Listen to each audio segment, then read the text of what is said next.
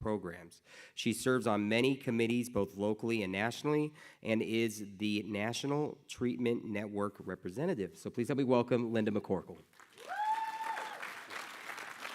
And then you should just be able to go right there.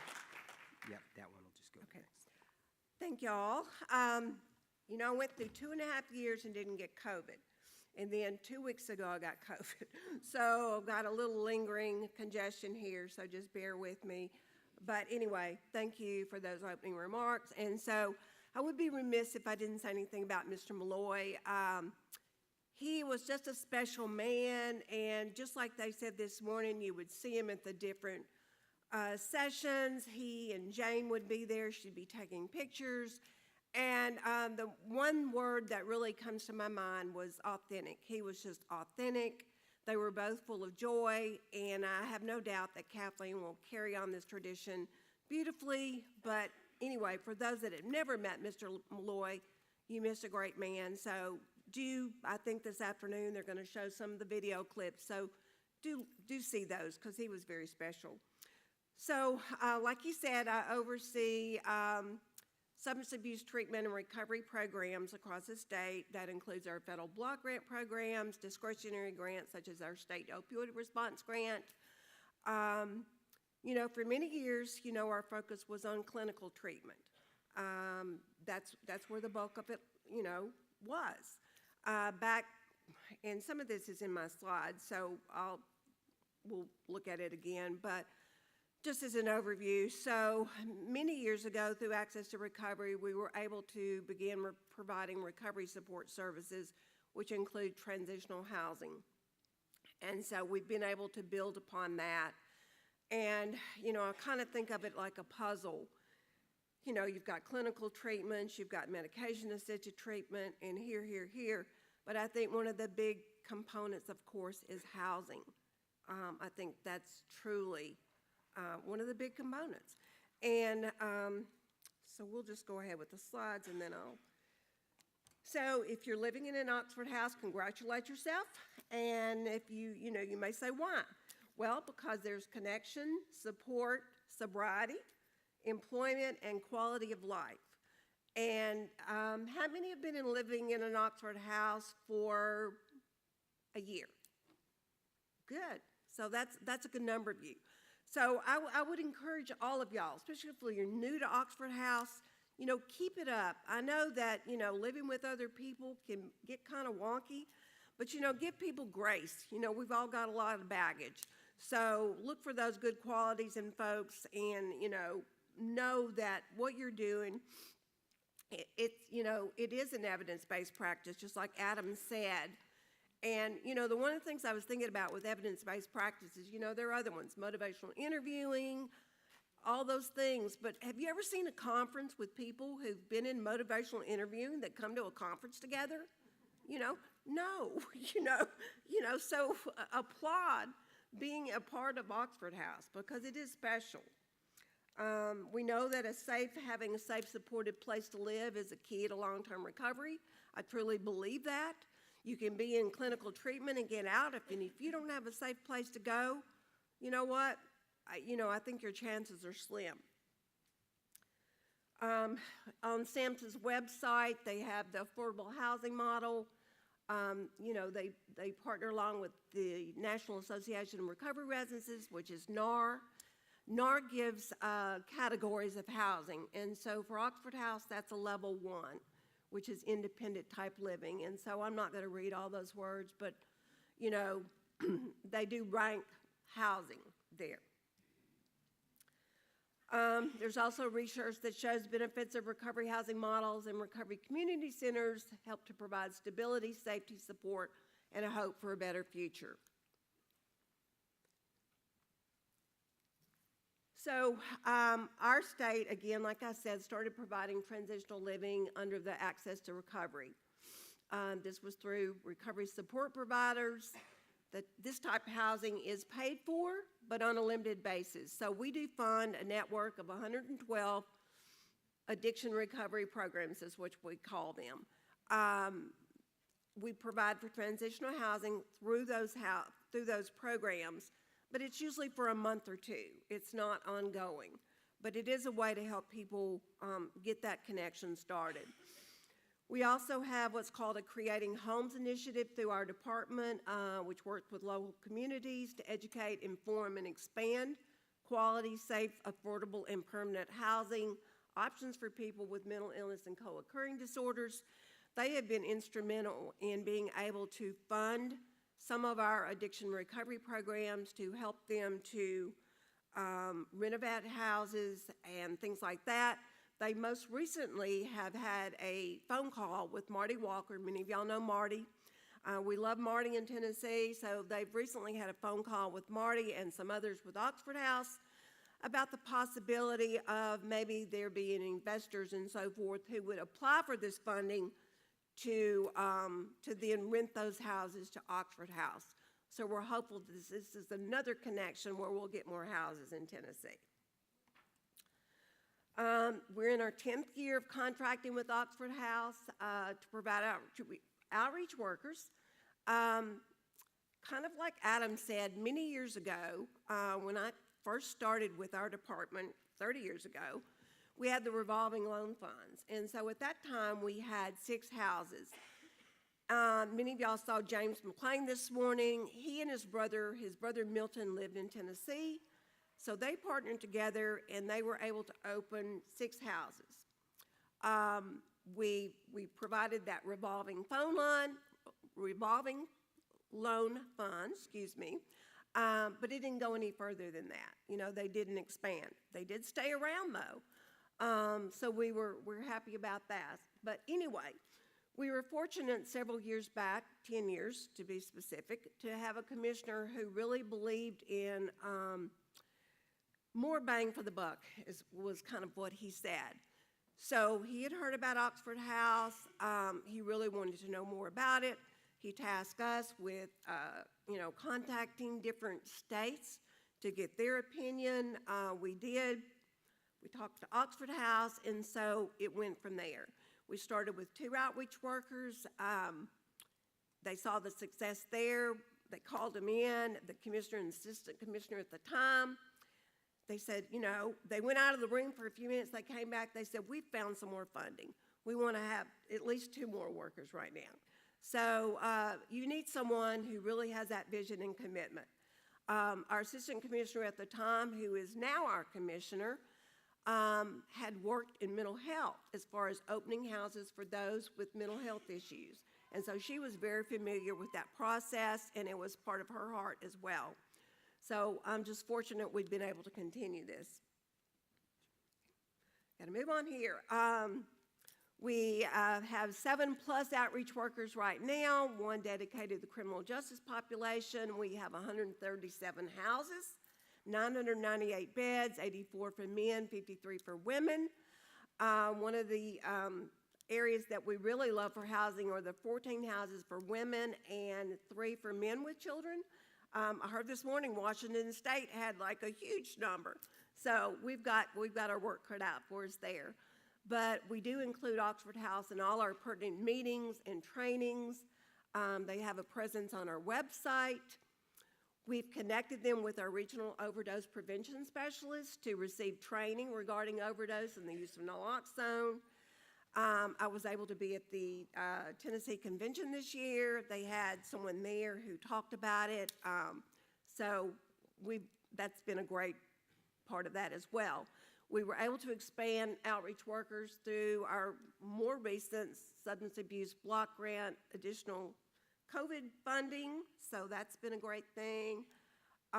Again, I've already talked about it being evidence-based. It is a true partnership, I don't have to worry about it. If there's any not in my backyard stuff, which is very rare that I hear of, all I have to do is contact Marty and it's taken care of.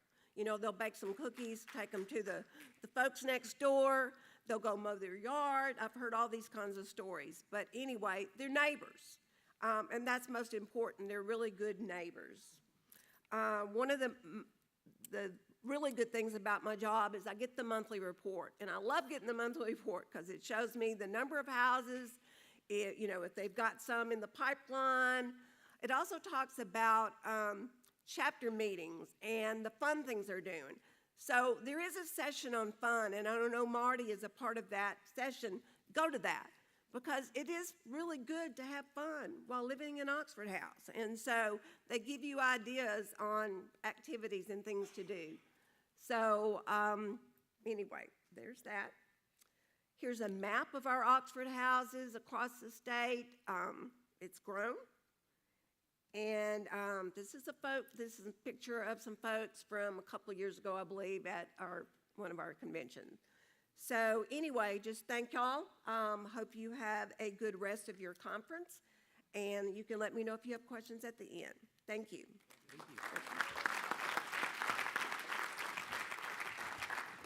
Thank you, Linda. So next up, we have Suzanne Williams. She has a master's in criminal justice from New Mexico State University and a bachelor's of arts in sociology from Northwestern Oklahoma State University, with 26 years of professional experience in behavioral health and the criminal justice field. She serves as Director of Recovery Support, Employment, and Housing for Oklahoma Department of Mental Health and Substance Abuse Services. She leads an amazing team that focuses on homeless, housing, runaway, and homeless youth efforts and supported employment.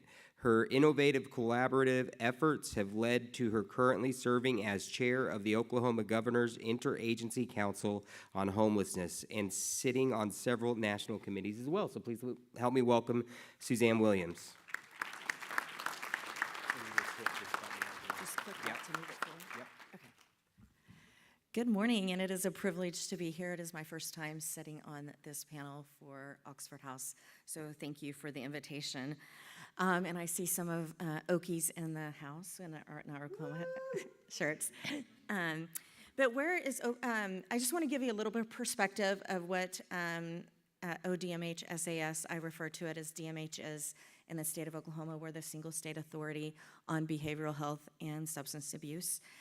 Where my team falls is we're kind of that bridge between all the other services across the state. We don't fall under mental health. We don't fall under substance abuse. We're kind of that bridge because we do all housing, including recovery housing. So this is kind of a timeline because I thought this would be a really good perspective of how we got to where we are today with Oxford House.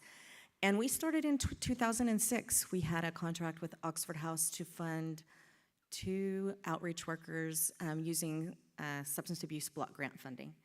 And so we started out with those 2. We had a liaison at the department. Many of you, if you've been around a while, know who that is. It's Ray Caesar.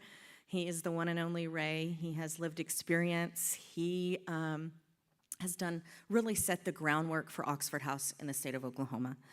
He took a really grassroots approach. He helped find the houses. He helped open the houses. He was in the houses. And that was his world, really, at the Department of Mental Health, is to be that really support from a statewide level, but in really building it across the state. In 2012, we held the Oxford House This World Convention in 2012. And then in 2018, Ray decided to retire. And he had jumped around his Oxford House, and what he was doing with Oxford House had jumped around throughout our state agency. If you're familiar with state agencies, we have lots of divisions, and sometimes we switch what division we fall under just depending on who our commissioner is.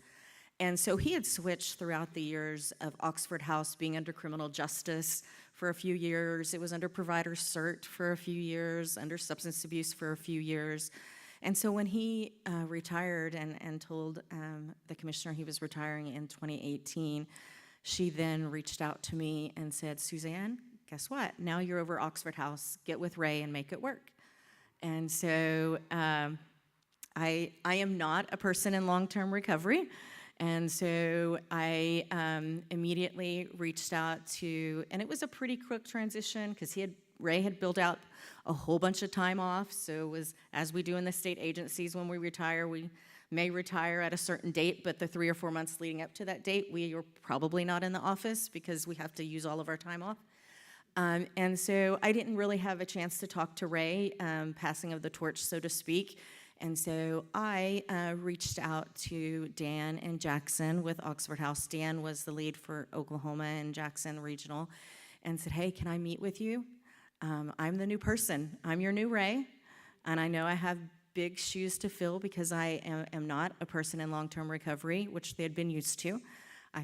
And so I came in with a different skill set, and we met, and I took a different approach. I wasn't the grassroots, in-the-house type of person, because that's not really where my skill set is. But I told Oxford House, I said, hey, I want to learn. Take me under your wing, embrace me, and I want to build your trust before we can move forward, because I know that that's not easy. Especially, I'm not clinical either, so that was probably a good thing. I'm not from the treatment side. I am not a therapist or LADC or any of that either. I come from really a different approach. And so they did. Oxford House embraced me. In fact, they embraced me so much, they had me do their welcome about in February of 2019 for their state convention, and said, hey, go up, you're doing the welcome, and you're part of it. So I tremendously appreciated that, because if I did not have the support from the Oxford House outreach workers, I couldn't do the work I do today. Like I said, I have a really different approach, and where my skill set lens is being very collaborative and working with other state agencies and partners across the state. And so what I began doing is building relationships and being that bridge for Oxford House to the Department of Corrections, to drug courts, to get the Governor's Interagency Council on Homelessness, because we know Oxford House, if it wasn't for Oxford House, many of you would be homeless. So I know I needed them on board too, to bring those partners in from the homeless service providers with HUD's Continuum of Care, which is where all the funding for housing and homelessness drops in the state of Oklahoma. Be part of your COC if you're not already, and I can help connect you in your state. And just with our provider network across the state, really making sure that they supported Oxford House and made those appropriate referrals to Oxford House. And then in 2020, things were moving, and I really wanted to be that advocate and that voice for Oxford House. And so we actually, back up in 2019, as soon as I came into the recovery housing space, I knew that we had about 100, 110 Oxford houses, but I knew we had many more mom and pop recovery homes across the state. So we did an environmental scan to see how many were in the state of Oklahoma, because we had historical problems with recovery housing, with use and abuse of those coming in. We had chicken farms, we had the pig farms, all of that sort of thing going on in the state of Oklahoma. And individuals were being referred to these inappropriate recovery housing. Again, not Oxford House, but the other recovery housing. And we ended up finding out there was a little under 400 recovery homes on any given day in the state of Oklahoma. And some of them doing great work, the majority of them not doing such great work. And so it was my mission to be an advocate to change that. Well, by state statute in the state of Oklahoma, the Department of Mental Health has no oversight to recovery housing. Zero, zilch, zip. I couldn't do anything from that perspective unless it was treatment, and we know that recovery housing isn't treatment, it's recovery supports. And so how could I be that voice? Well, I went to our commissioner and advocated and said we need to have some standards. Even though we can't have the standards, we need to make sure that we're supporting Oxford House and then amazing things that they're doing, and not, because sometimes it gets watered down when you look at the other recovery housing. And from the treatment perspective, they don't want to make referrals there because they lump all of y'all on the same thing.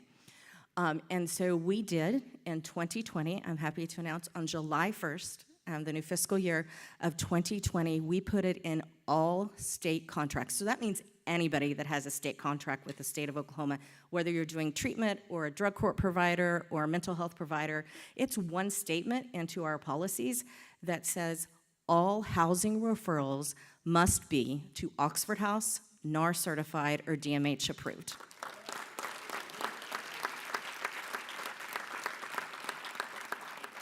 It was pretty, because we knew we couldn't do it by state statute, but we have control over who we contract with and to make sure that they're referring individuals to safe, affordable, and appropriate housing, whatever that may look like for them, but that we had control. It had to be NAR certified, had to be Oxford House, or had to be DMH approved. And also in 2020, we got a significant more portion of the SOR funding. We launched recovery housing scholarships. And so to date, with that funding, we have been able to give a 1-month scholarship in the amount a little under $800,000 to Oxford House residents. So that is pretty amazing. And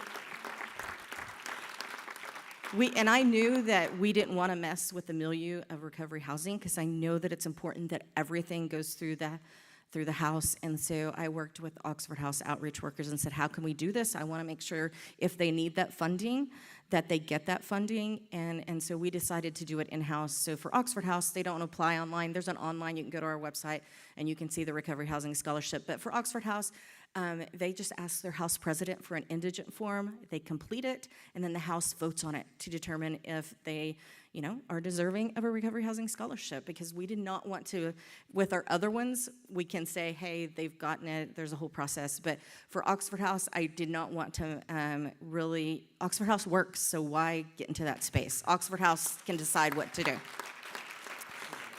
Okay, 2 minutes. So in 2021, we have recovery housing vouchers. That's through HUD funding. I can tell you more about that later because I have a very short time now. Let's see, and then where we are today. Today, we have 8 outreach workers. They are amazing. We have given the revolving loan completely over to Oxford House. I really just submit emails.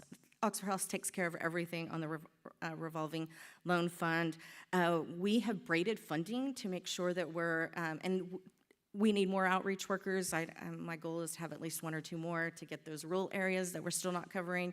But we braid, so if you're from a state agency or you need to go back and talk to your state agency, you don't have to have one pot of money. I braid substance abuse block grant, HUD funding, SAMHSA funding, and our state funding together to make it work. And so that's the only way we can make it work in the state of Oklahoma. Work with your Governor's Interagency Council on Homelessness. Their equivalent, all states have one. Please reach out to them. In fact, Oxford House is hosting the very first December meeting for the Governor's Interagency Council on Homelessness because we know, or I'm the chair, so I get to kind of pick who gets to be hosting. And so I have the privilege of that. And I'm like, you guys need to know about Oxford House and know the importance of where it plays in the continuum of care for homelessness. Get to know your continuum of care. That's the HUD funding. They have, I'm not saying set aside funding, but recovery housing can be the piece, get a piece of that pie and that funding that's coming down. In the state of Oklahoma, our recovery housing do not participate as much as, well, very little in the COCs because same old, but get to know your continuum of care. And really, at the end of the day, you guys are the expert, my outreach workers. I call them mine, even though I'm not part of Oxford House, but I refer to them as mine all the time. They do the work. I am just their advocate and cheerleader at the end of the day. And I think from a state agency perspective, you have to find the right person at your state agency because sometimes we think we know best because we're the state agency. But I've told them I don't know. I'm not the subject matter expert in Oxford House and recovery housing. But what I am good at is getting all the people at the table and sharing the passion and for recovery community and being their advocate and their cheerleader and making sure they have all the support they need in the state. So thank you.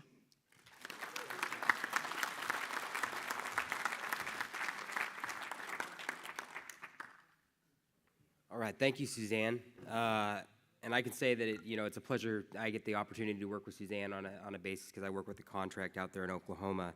Next up, we have Amy Modlin, who is the head of housing with Trillium Health Resources out in North Carolina. Let me just step up. I'm in this really weird age where I have 5 pairs of glasses all over the place.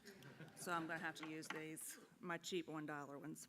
So my name's Amy Modlin. I'm from North Carolina. Trillium is a local management entity. We cover 28 counties in the eastern part of the state, so from the Virginia border all the way down to the South Carolina border, right along the coast. So as you can imagine, we get hit with a lot of hurricanes. We've had a lot in the last couple of years. Oxford House has been particularly hit hard by Florence. Anyway, so Trillium we're a local management entity, which means we fall under the North Carolina Division of Health and Human Services, then the Division of Mental Health Substance Abuse, then us, to kind of give you a perspective of where we are with state agencies. We get local, federal, and state funds. So our money comes from Medicaid, state funds for people who aren't eligible for Medicaid. We're going through a major Medicaid transformation right now, so kind of that funding and who's eligible for it's up in the air, but it seems like we go through that in mental health every couple years anyway. So our responsibility, we don't do services directly, but our responsibility is to connect individuals and families to help them get the help they need when they need it. We're responsible, again, for managing state and federal funded services for people who receive Medicaid or are uninsured or cannot afford services. Again, do not provide direct care. Instead, we work collaboratively with other agencies like the Oxford House, nonprofits, other governmental agencies, medical providers, hospitals, to create a holistic system of care. So that's the big change that's going on in North Carolina with Medicaid transformation. We'll be, instead of just behavioral health and substance use, we'll be the whole person care for those people that have the most severe needs. So this is a huge, will be pharmacy, vision, physical, on top of behavioral health. So that's supposed to go live for us in December. So this particular project, Trillium combined our experiences and resources with the vision for sober living for Oxford House to create a unique and model that increases sober living options for people in eastern North Carolina. So before, Trillium's relationship with Oxford House wasn't a direct relationship. The state had a contract with Oxford House, and they would call us and say, hey, Amy, because I was head of housing, will you go down to Oxford House in Greenville and do a walkthrough, check off, how the house looks on this form, and send it to me. So that was pretty much my whole relationship with Oxford House. Didn't know anything about recovery, didn't even know there was an Oxford House or such a model. So fast forward to 2015, so I've got that, just kind of that little parallel relationship with Keith and touring Oxford houses. Trillium came up, not me, I wish it had been me, came up with the idea for a 2020 vision for recovery. So our original contract started in July of 2015 with the goal of 20 new houses outside the state contract. The state has a separate contract with Oxford House. This was just Trillium. We wanted to open 20 new houses throughout Trillium's catchment area by June 2020. So we know what happened before June 2020 got here. The majority of the funding covers staff and startup funds, including rent and utility deposits and furniture, with the goal of stabilizing the new home as quickly as possible. So this is not a revolving loan fund. This is just funding to help the house get started, period. They don't have to pay it back. In addition, the plan includes a resource development to support residents of the Oxford houses. That person goes and looks for houses to convert into Oxford houses. Once a house is located, they work on opening the house. That means, any structural changes that need to be done to the home in order to accommodate the residents. They buy furniture, paint, all that stuff, kind of all the fun stuff, I think. So to date, this project has added 24 houses and 174 beds on top of the state contract in the Trillium catchment area, with a total investment of over $2.4 million so far.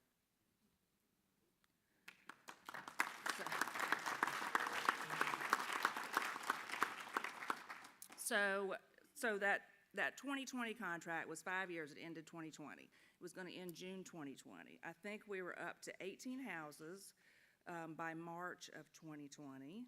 We did a super exciting collegiate open house right down the road from East Carolina University. We all gathered to do the open house. We were all excited. It was the first one in the eastern part of the state. And then the next week, everything shut down because of the pandemic. I think our contract was too short, but from the 20, but in true Oxford House fashion, they pushed through and ended up getting those 2 houses by the end of that summer, even in the middle of something that we had no idea any of us knew what we were doing in the middle of the pandemic. So we have total of 17 men's houses. 1 is the collegiate house I just mentioned, 5 new houses for women, and 2 women with children houses.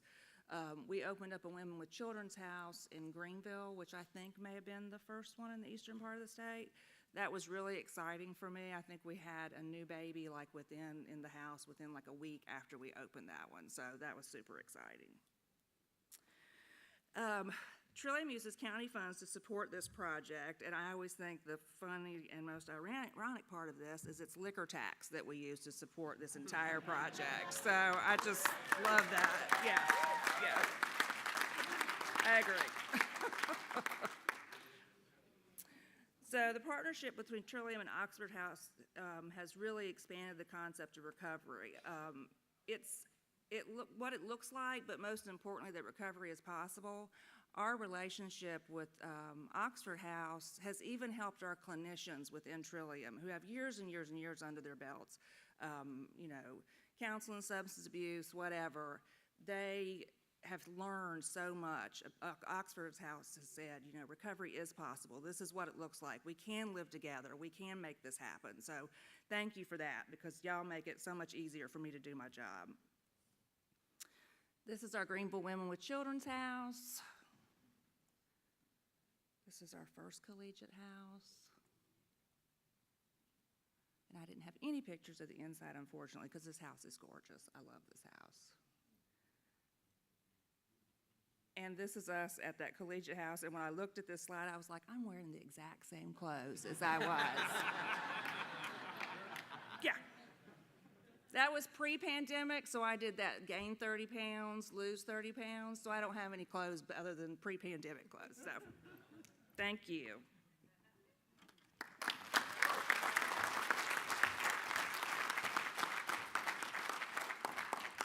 Thank you, Amy. Next up, we have Ivory Wilson, who is the program manager at the Office of Behavioral Health in the Department of Health with the state of Louisiana. Help me welcome him. Yeah, so this would be real quick, everything they said. And seriously, most oftentimes, states duplicate or mirror some of the same efforts with some special nuances based upon regions and access to funding sometimes. But for the most part, yeah, we are pretty much mirroring some of our attempts at what we're trying to do to enhance the recovery community. I feel real comfortable now. My boy Zach just walked in, so he's from Louisiana. Before I was looking out, I'm like, I don't recognize anybody. Oh, I'm sorry, okay. All right, good deal. So one of the things that I kind of thought about when we were coming up with ideas for this presentation was that state governments are notorious for operating in silos. And so we at the Louisiana Department of Health, Office of Behavioral Health, we often see that there are a number of different individuals that pass through different systems. And so when we started looking at it, Louisiana was like, okay, we have all these people that are going throughout the treatment facilities, but they're also inundating emergency rooms, they're inundating the Department of Education, Department of Children and Family Services. And one thing that really holds close to me is the Department of Corrections. We have a partnership, the state of Louisiana does, with the Department of Corrections. Louisiana, we're known for like a lot of famous things. We got the best food. I don't care what y'all say in Seattle. We got the best food. We have the best festivals. We have all that stuff, right? But unfortunately, the caveat to that is we also led the nation in prison incarceration rates.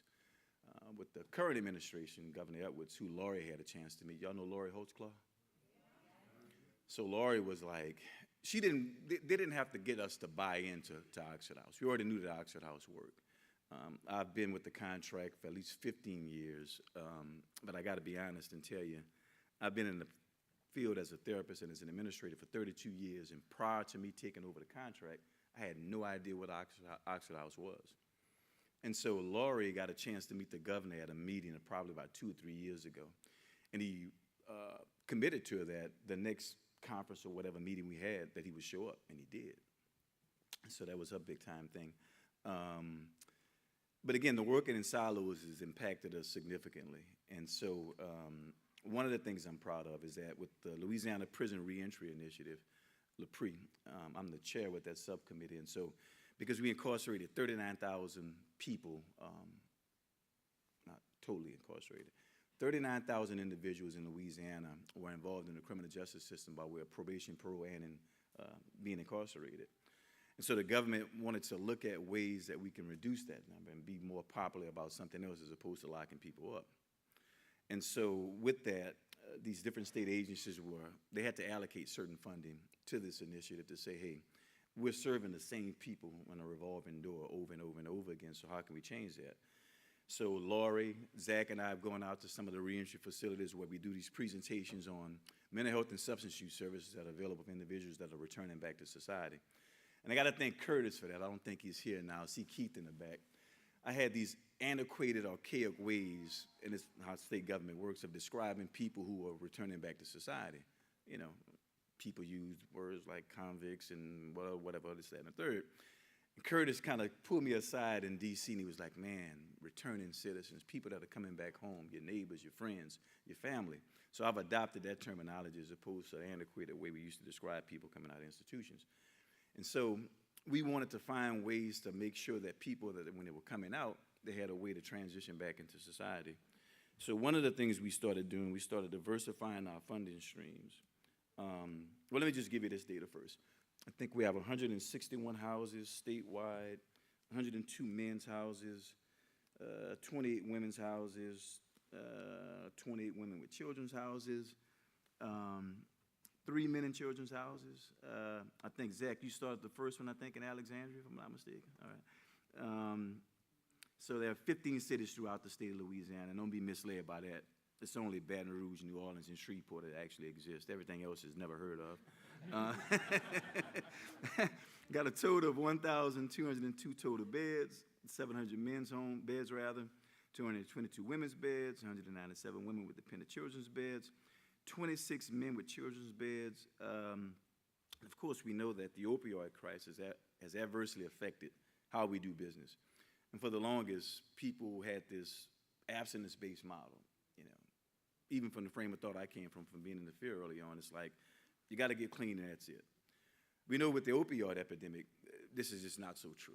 There are people who have opiate use disorders who may require MAT. I look at it as if a person who's insulin dependent, if he has diabetes, would you tell him not to take his insulin?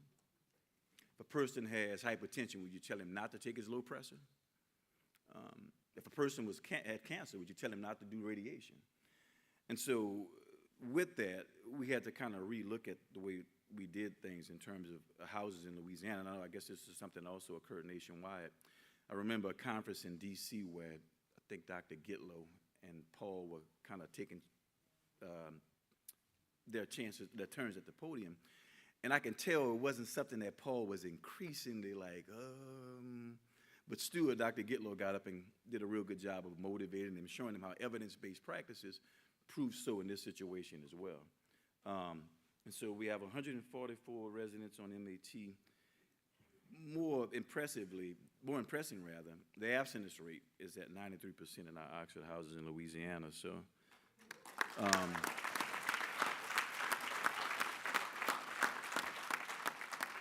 I'm really running through this because the caveat of being last, you got to just bundle up everything. And I got like 45 slides that I just want to just bore you with, but I won't have that opportunity. Let's see. We used ATR funds initially to support the initiative, but fast forward, we started using some SAPT block grant funds. The base contract is about $249,000, which is not a lot of money. But Kathleen was real adamant about making sure we got more funding to Oxford. So we started, because of the opioid epidemic, I guess this is fortunately and unfortunately, we were able to secure a lot more funding because of the opioid crisis. And so we took those funds and we kind of maneuvered them and did some fuzzy math with them. We were only supposed to be using them for opioid treatment, but we got a chance to realign some of those funds. We changed the scope in the grant, and so we were able to allocate funding because, again, we had that large prison, the prison population in Louisiana. So we came up with this stipend that we use for individuals returning back to the community. We'll pay their rent for the first 3 months. We'll also help them with startup funds. So each new house, even though we don't have the revolving loan anymore because Katrina destroyed that, we lost a lot of stuff because of Katrina. And so we couldn't get that thing right-sized, and so we wound up forgiving the loans completely. But we couldn't re-implement it because we were such in a hole with it. But we were able to secure this new funding through SAPT funds, the COVID emergency grant, even though there's a lot of stuff about women independent children's programs. We were able to allocate some of these funds to increase our outreach workers, and I think we have 9 in the state now in Louisiana that cover the state. We had the honor of having Lori as our regional person, but now she's ascended to some new heights. I heard earlier she got like this new title or something. Can't touch her now. We used the LaSoa funds. I know initially when I first inherited this contract 15 years ago, we only had about like $249,000, and it was probably, I want to say maybe 60 houses. I should have used the demographics to show that, but now we're well over 100 now. But because of this diversified funding streams, we're able to, like with this American Rescue Plan Act, we're able to start like 20 new houses each year. It's a 2-year, I think the funding is 2 or 3 years, I can't recall. But it equates to about $5,000 per new house. It's not like $1 million or anything, but it's evidence that any money can help. And so we're able to open new houses with those funds. Let's see, I made a couple of quick notes. Let's see. With some of that funding also, we're able to secure Narcan kits. With those kits, there's one responsibility that we have the outreach workers do is that they go out and they conduct trainings on how to administer Narcan. And so we use that funding to also do trainings within the community, drug courts, hospitals. We work closely with our peer support specialist groups in our office who actually go out and they assist outreach workers whenever possible to kind of help them navigate through that whole process. That's just the amount of funding that we've had in the past 3 years for the Oxford House contract. And I'm trying to move without the moderator start throwing out numbers, and he just threw out the numbers. Let me see. Yeah, opioid facts, Narcan, blah, blah, blah. And this is just some other information about some of the kits that we have available. And I think with the funding that we receive, we're able to allocate at least 10 kits to each house. And it's not a lot of kits, and we know that relapse rates are extremely high with this new fentanyl stuff out, carfentanyl and heroin already being 65% more potent than it's ever been. So we're needing more Narcan kits, I think, than we've ever needed before. Let's see, partnership. I heard one of the previous panelists mention that in their state, the state was moving toward attempts to certify or license recovery homes. And of course, because of the rampant misappropriation of funds and misuse of houses and people just pulling up these mom and pops homes all over the place, and it just don't work out to the advantage of the people they try to serve. Our state legislature is also looking at ways to try to certify them. They hadn't done it yet because basically the agency in our office is only responsible for certifying and licensing residential treatment facilities or people that provide treatment services. Oxford is not that model, but it's also pretty evidence-based. The one thing I just wanted to conclude was that while I don't have lived experience, I'm not in recovery, I do have some personal experiences. I had 2 brothers that overdosed from speedballing.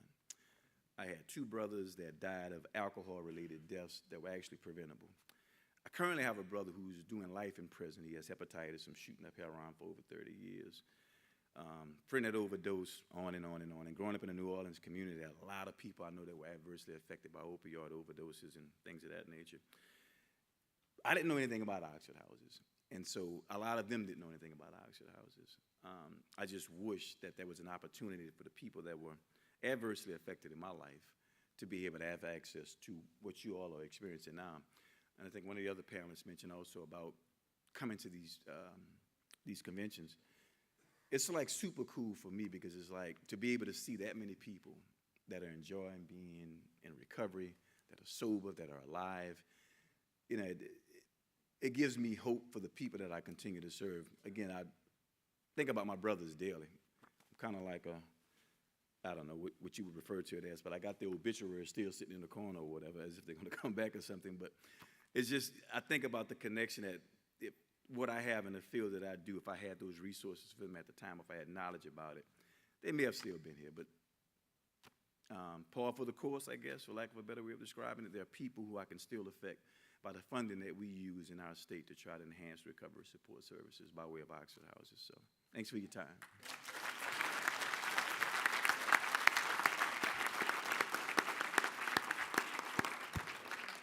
Thank you, Ivory. So I just wanted to say, you know, it's amazing. I mean, you hear the numbers and the work and everything that's going on in the states of the panelists that are sitting up here. I know you kind of hear about, you know, what Oxford House started with, the first contract or the second contract. And today, you know, Oxford House, Inc. partners with 24 different states with 65 different contracts, whether that's with state agencies, you know, recovery community organizations, private contracts, all over the country to help expand and expand the number of Oxford houses, network, make sure that we keep, you know, being able to train. But there's still so much more work to do. I mean, that's really, we hear these great numbers and the number of houses, but you know, we still got a lot of work to do, and a lot of places that don't have the opportunity of Oxford House that those of us sitting here do. So we definitely want to make sure that we open up a little bit of time. We got about 10 minutes for questions. So if you can just make sure, I don't know if we have a floor mic that's going around. We're going to use this one up here. So if Michael McKeo, could you?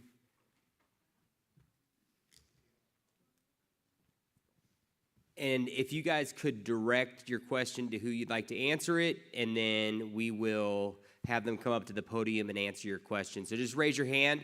If you don't mind just trying to, you know, stick through the rest of this panel without a bunch of people getting up and leaving, because it's going to open the door and we want to make sure that people can hear the questions. So, oh, thank you.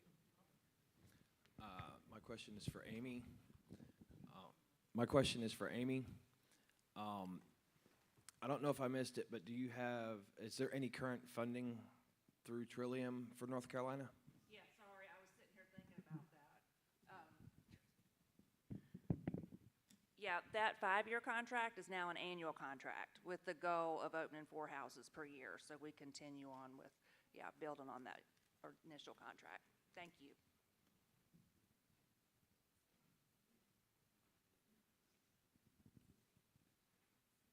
Hey, Ivory. Quick question. When do you think, and who is trying to make legislation to certify houses? Because there are real problems in Baton Rouge with some of the sober houses that are open. And you know, it's not like on the Florida scale that was Florida, but you know, there are some shady organizations in Baton Rouge in particular. So Representative Regina Barrow, she's actually a super supporter of Oxford houses.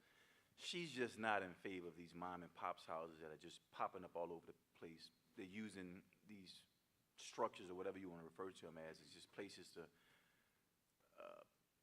kind of almost like circle through people through like cattle. There was one particular provider in Louisiana.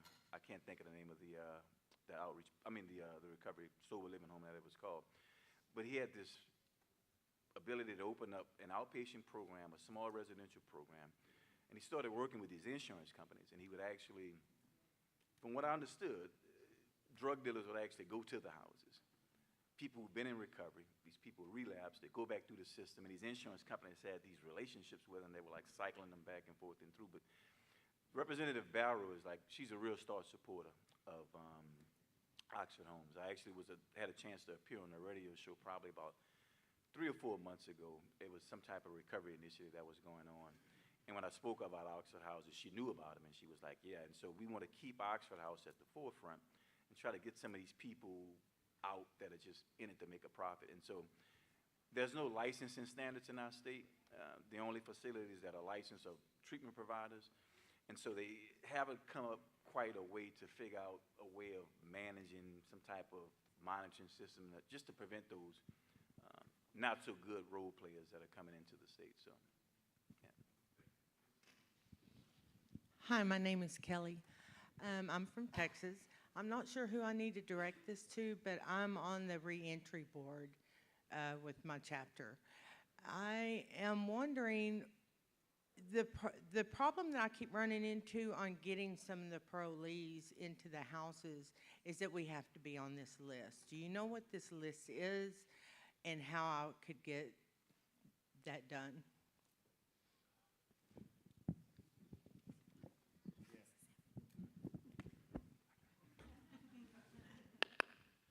So we ran into this as well in the state of Kentucky, and what we even found was while there may be, sometimes it even seems like this list is almost, how can I say, really fictitious. Like sometimes it would be like a different area had a different list of houses.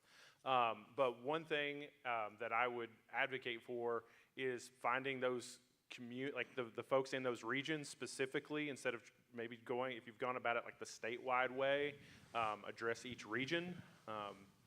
And then in the state of Kentucky, we have Brent Welsh, who's working. Is Brent in here? No. Brent is actually our outreach worker that focuses specifically on reentry and building those relationships with our Department of Corrections. I've even been saying it for years. You know, we talked about doing in-reach in our correctional institutions in the state. Oxford House was doing in-reach before anybody even said in-reach. We were going in, we were meeting with people, doing the interviews before they even came out, and then if they didn't have anybody else to pick them up, our outreach staff would go pick them up when they got released and take them directly to an Oxford House. And so rather than try to answer your question, I commiserate with you that is definitely the case, and while there probably is a physical list, it seems like it's going to be different in every region, so I would approach it regionally if you can. But I would also ask you to reach out to some of the other outreach staff in other states, Brent, as well in the state of Kentucky, and get some direct relationship with them and partner with them on the models that they use. I know Oklahoma, I think, was another one that did an exceptional job in doing reentry work. So. I know the Department of Texas Corrections Department is huge, but what we did in Louisiana, we went straight to the source. And so we have a real great relationship with the Department of Corrections, and so actually it's like a household name. The only issue that we've had, we don't have a list per se, but we have a particular problem with certain populations of focus, for example, sex offenders, real sensitive area, topic, people, and so they can't go into Oxford houses. So that's been a problem. But also, there's a disproportionate number of some racial disparities. And so what probation and parole has really got on our time about and try to increase Oxford's awareness, and I'm sure you guys are already aware of it, there's just not enough diversification, I guess, in terms of like the people that are in prison that are coming out. And so they were trying to figure out ways to do more. DOC encouraged us to do a better way of, to get to those ground roots efforts, to go to those places where minorities or African Americans, whoever exists, to try to get more, because whenever, you know, they would have like a problem, they were like, hey man, there's not this is basically what the secretary for the Department of Corrections said, there's not enough black people in Oxford. I don't ever see any black people in Oxford. I'm like, well, I don't think that's true, but there are some. But I know in Louisiana there was just a disparaging amount, and so they always work close with us, the Department of Corrections. So I will go to the source, if you can, in the Department of Corrections in Texas, and figure out if there's an ally that you can partner up with to try to figure out how we can get rid of that imaginary list. So. I've got a question. So this is hot, ain't it?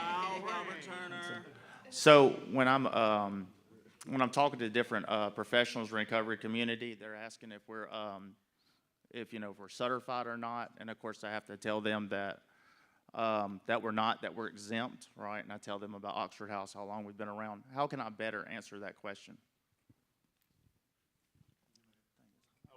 Okay. So in the state of Kentucky, somebody else had just talked about having some partnership with the National Alliance of Recovery Residences. And so one thing to keep in mind there is while Oxford House does not certify, the National Alliance of Recovery Residents does recognize Oxford House as an appropriate level 1 model. And so that's one of the things that we've done. We've recently created an NAR affiliate in the state, and we don't certify level 1 houses. We let Oxford House handle that. And so that's how we've kind of navigated that process. So in Tennessee, as of July the 1st, we were tasked with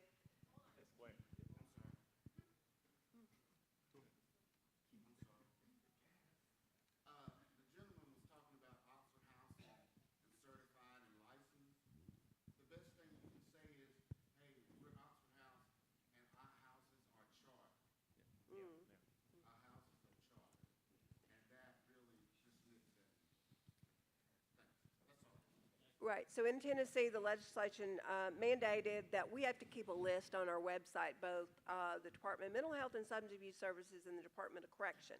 And so we link Oxford houses on our website. We link NAR, in Tennessee it's 10R actually, and then the Department of and then we also list all of our transitional living houses that we have any oversight over. And then the Department of Correction also has to keep that list on their website. Any other houses that do not fall under that then have to put this sign in their window basically saying we're not affiliated with anybody. So, I don't know. Okay, real quick, thank you for that. Just as if anybody didn't hear what Keith said, if you ever do get that asking about, you know, certification of an Oxford house, what he said was, you know, Oxford houses are chartered. And Oxford House has that chartering process. So we're going to go ahead and this ends the first session. You're going to have about a 15-minute break, and then please be back in the next panels for the second breakout session. Thank you.